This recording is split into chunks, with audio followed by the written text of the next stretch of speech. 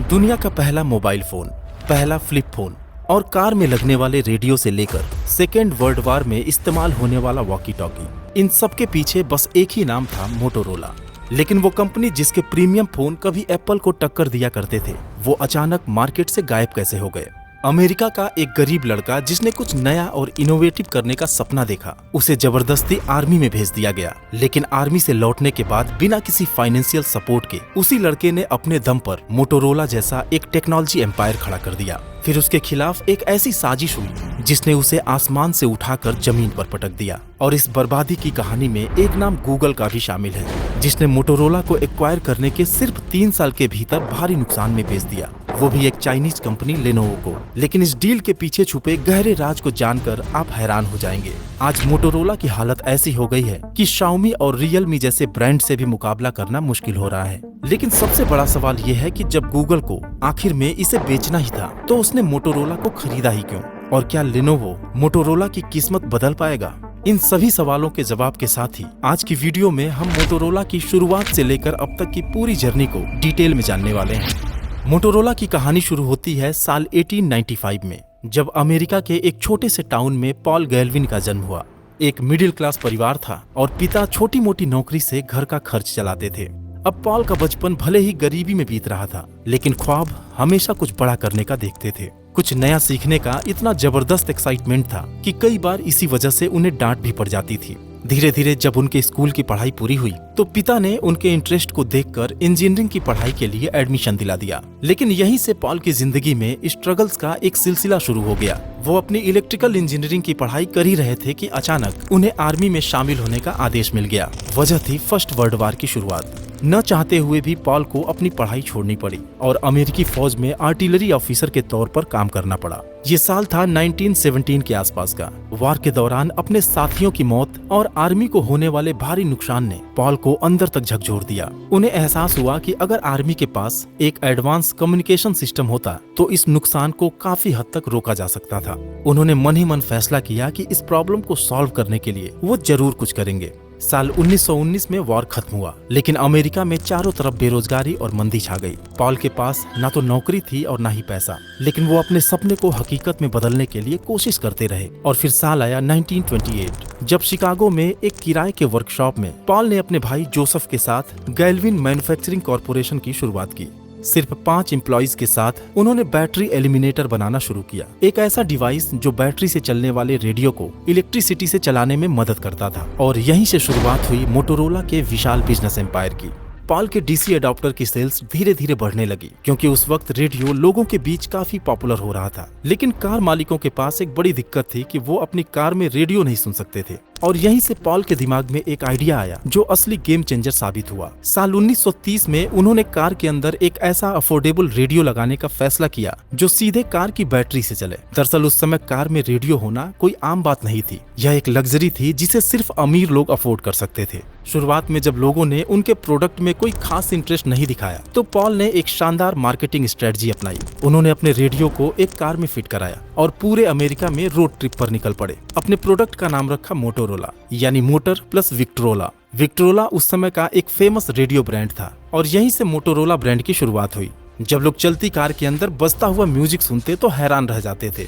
Paul खुद dealers और car company से मिलकर उन्हें मनाना शुरू किए और इस तरह धीरे धीरे मोटोरोला की सेल्स बढ़ने लगी और साल 1935 तक मोटोरोला अमेरिका की एक रेप्यूटेड कंपनी बन गई। लेकिन दोस्तों, पॉल गैल्विन का अल्टीमेट गोल सिर्फ बिजनेस करना नहीं था, उन्हें तो कम्युनिकेशन टेक्नोलॉजी में रिवॉल्यूशन लाना था। इसलिए उन्होंने अपनी टीम के साथ रेडियो वेव्स, वायरलेस सिग्नल और ट्रांसमिशन इक्विपमेंट के डेवलपमेंट पर काम करना शुरू किया। लेकिन उसी दौरान सेकेंड वर्ल्ड वॉर की शुरुआत हो गई और पॉल को 20 साल पहले वर्ल्ड वॉर 1 की याद ताजा हो गई। उनके पास एक मौका था देश के लिए कुछ करने का। फिर क्या था? दिन रात की मेहनत के बाद मोटोरोला ने कमाल कर दिया। दुनिया का पहला पोर्टेबल वॉकी टॉकी SCR 300 को लॉन्च किया गया, जो अमेरिकी सैनिकों के लिए किसी वरदान से कम नहीं था। यह इतना सफल रहा कि मोटोरोला अमेरिकन मिलिट्री का एक भरोसेमंद ब्रांड बन गया और यहीं से मोटोरोला ने मोबाइल कम्युनिकेशन की दुनिया में कदम रखा। अब दोस्तों, अगर बात की जाए टेक्नोलॉजी की, तो आज की दुनिया में बिजनेस मैनेजमेंट को आसान बनाने के लिए भी एक बड़ा रिवॉल्यूशन आ चुका है। एक ऐसा प्लेटफॉर्म जो आपके बिजनेस को पूरी तरह डिजिटल और मैनेजेबल बना सकता है, और वो है ओडू।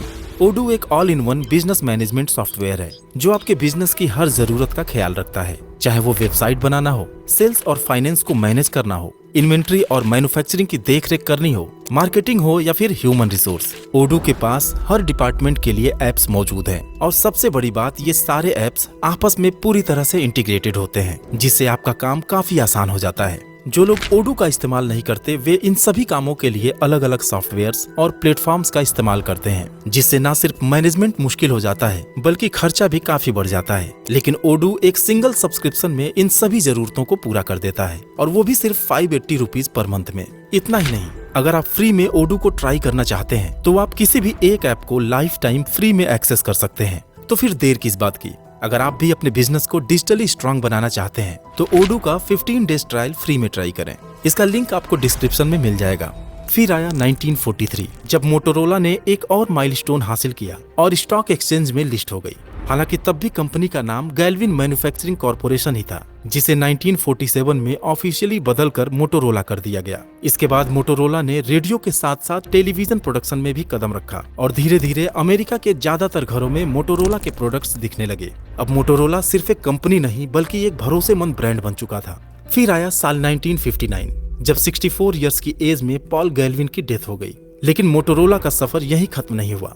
कंपनी की कमान उनके बेटे रॉबर्ट गैल्विन के हाथों में आई और यहीं से मोटोरोला के एक नए युग की शुरुआत हुई। पॉल गैल्विन ने जिस मिशन और विजन के साथ कंपनी की नींव रखी थी, उसे रॉबर्ट ने पूरी शिद्दत से आगे बढ़ाना शुरू किया। उनकी लीडरशिप में मोटोरोला ने R&D में भारी निवेश किया और सिर्फ रेडियो, टेलीविजन और वॉकी टॉकी तक सीमित रहने की बजाय सेमीकंडक्टर चिप्स और मोबाइल टेक्नोलॉजी की दुनिया में भी कदम रख दिया। 60s और 70s के दशक में मोटोरोला माइक्रो प्रोसेसर्स और सेमीकंडक्टर इंडस्ट्री में मार्केट लीडर बन गया। खासकर उनकी 68000 सीरीज ने पर्सनल कंप्यूटर और गेमिंग कंसोल इंडस्ट्री में तहलका मचा दिया था। यहाँ तक कि एप्पल ने दशकों तक मोटोरोला के पावर पीसी प्रोसेसर का इस्तेमाल किया। 1983 वो साल था जब मोटोरोला ने दुनिया को पहला हैंडहेल्ड एनालॉग मोबाइल फोन दिया, मोटोरोला डायनाटेक 8000X। 1.1 kg वजन वाले इस फोन को 10 घंटे चार्ज करने के बाद सिर्फ 30 मिनट तक इस्तेमाल किया जा सकता था और इसमें सिर्फ 30 फोन नंबर स्टोर करने की क्षमता थी। इसका साइज इतना बड़ा और भारी था कि लोगों ने इसे ब्रिक फोन कहना शुरू कर दिया। लेकिन यही वो इनोवेशन था जिसने मोबाइल इंडस्ट्री में फर्स्ट जनरेशन यानी 1G की शुरुआत कर दी। फिर साल आया 1990, जब मोटोरोला ने दुनिया का पहला GSM phone Motorola international 3200 launch किया, जिसमें पहली बार सिम कार्ड का इस्तेमाल किया गया। ये फोन इतना पॉपुलर हुआ कि इसके बाद मोटोरोला हर बड़े टेलीकॉम ऑपरेटर का फेवरेट ब्रांड बन गया। उसके बाद 1996 में मोटोरोला ने एक और धमाका किया, दुनिया का पहला flip phone Motorola Startech launch करके। हल्का, स्टाइलिश और एडवांस टेक्नोलॉजी से लैस यह फोन इतना पॉपुलर हुआ कि दुनिया में पहली बार मोबाइल फोन स्टेटस सिंबल बन गया। यहाँ तक सब कुछ ठीक चल रहा था। मोटोरोला ने इनोवेशन पर फोकस किया, सरकार और बड़े क्लाइंट से टाई अप करके बड़े ऑर्डर्स हासिल किए और 90s के आखिरी सालों तक इसकी वर्थ $50 बिलियन को भी पार कर गई। और ऐसा होना भी चाहिए था। मोटोरोला इसके लिए पूरी तरह से डिजर्व करता था। लेकिन आगे का समय मोटोरोला का नहीं था। कुछ ऐसा होने वाला था जिसकी वजह से यह $1 बिलियन एम्पायर बिखरने वाली थी। क्रिकेट